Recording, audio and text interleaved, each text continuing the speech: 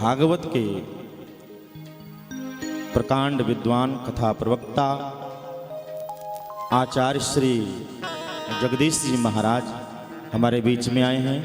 उनके भी चरणों में कोट कोट वंदन प्रणाम करता हूं। आज पूज्य महाराज श्री जी की आशीर्वाद, पूज्य महाराज श्री जी की कृपा हम सभी भक्तों के ऊपर हुई, जो दर्शन देने के लिए कथा के मध्य पूज्य महाराज श्री जी का आगमन हुआ। संतों के आगमन से, महापुरुषों के आगमन से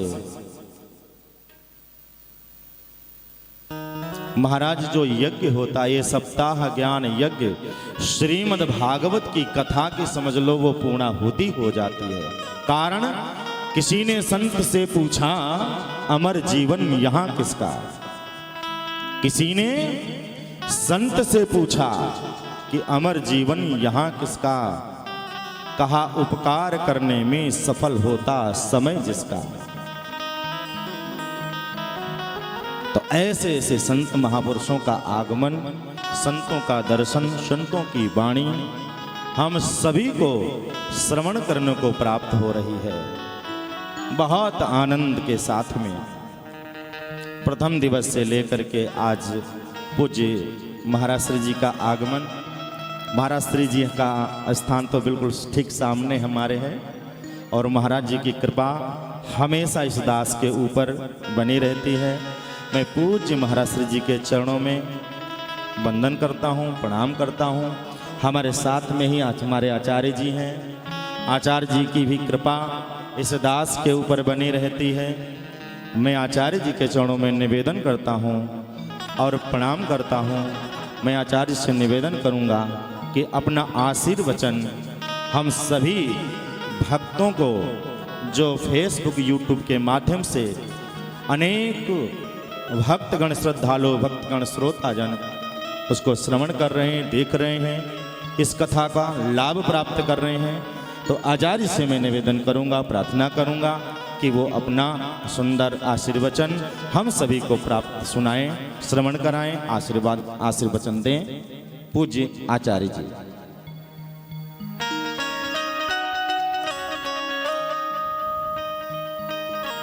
बोले वृंदावन बिहारी लाल की। सभी महापुरुषों के चरणों में वंदन करते हुए, धर्मानुरागी सज्जनों को वंदन करते हुए, ये परम सौभाग्य का विषय है जो देव दुर्लभ भागवत कथा अमृत रसपान करने का सौभाग्य प्राप्त हुआ है। भागवत साक्षात भगवान का ही स्वरूप है। भागवत और भगवान श्री कृष्ण में कोई अंतर नहीं है। भागवत कोई कहानी नहीं है, भागवत कोई किस्सा नहीं है। भागवत क्या है? बोले भागवत जीवन जीने की पाठशाला है। ये 7 दिन पढ़ाई जाती है, सुनाई नहीं जाती है, परंतु पढ़ाने वाला प्रवक्ता प्रबुद्ध होना चाहिए और सुनने वाला श्रोता भी प्रबुद्ध होना चाहिए,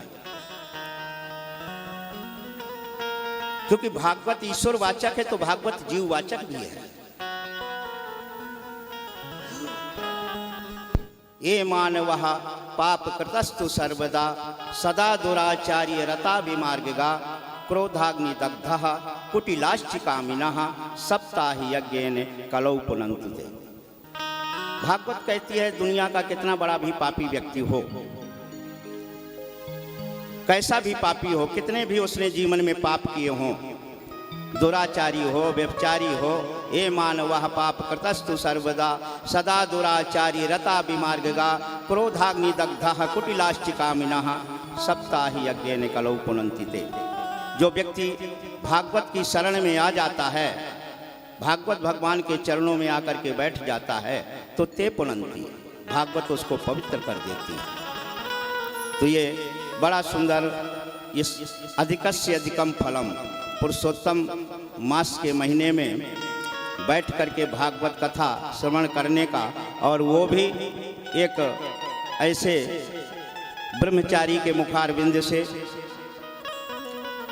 भागवत श्रवण करने का परम सौभाग्य मिल रहा है। तो ये बड़ा सौभाग्य का विषय है। इस पुरुषोत्तम मास के महीने में अधिक से अधिकम फलम को प्रदान करने वाली भागवत भागीरथी गंगा है, और इसमें जो कोई व्यक्ति स्नान करता है, पान करता है, तो वो पवित्र हो जाता है। तो आप लोग बैठ करके इस भागवत कथा का रसपान कर रहे हैं। यही मानव जीवन का परम लक्ष्य है, परम उद्देश्य है। ज़्यादा कुछ ना बोलते हुए हमारे बगल में परम पूज्य अघोर पीठाधीश्वर पूज्य महामंडलेश्वर श्री बाल योगेश्वर जी महाराज विराजमान हैं, और जिनके स्वरूप से सब कोई परिचित है। मथुरा जिला ही क्या, शायद आसपास क्षेत्र के विश्व के सभी लोग जिनसे स्वरूप से और वाणी से परिचित हैं, जिनका हमें आज आशीर्वाद मिल रहा है।